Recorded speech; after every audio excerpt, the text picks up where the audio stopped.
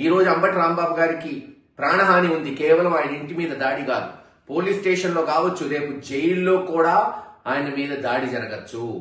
అలా ప్లాన్ చేస్తుంది ఈ తెలుగుదేశం పార్టీ. ఈ ప్రభుత్వమే దానికి బాధ్యత వహించాలి. వంగవీటి మోహన్ రంగా గారినే చంపిన వాళ్ళు, రాంబాబు గారు ఎంత పాపం. అందుకే చెప్తున్నాం, ఈ ప్రభుత్వమే రాంబాబు గారి ప్రాణాన్ని కాపాడాలి. అలాగే హైకోర్టులో కూడా వైఎస్ఆర్సీపీ పార్టీ పిటిషన్స్ అయిపోతుంది. ఏది ఏమైనా ఈ నీచమైన సంస్కృతిని మరి అరికట్టాలి. వైఎస్ఆర్సీపీ నాయకులు, కార్యకర్తలు సంయమనం పాటించండి, ఆలోచించండి. ఈరోజు ఎందుకు ఈ లడ్డనో ఫ్లెక్సీలను దాడులు చేస్తుందో తెలుగుదేశం? ఎందుకంటే ఈ ప్రభుత్వం విఫలమైంది, ఇచ్చిన మాటలు విఫలమైంది. మహిళలకు ఇస్తానన్న 1500 రూపాయల నెలకి గాల్లో గెలిచిపోయింది. నిరుద్యోగ భృతి లేదు.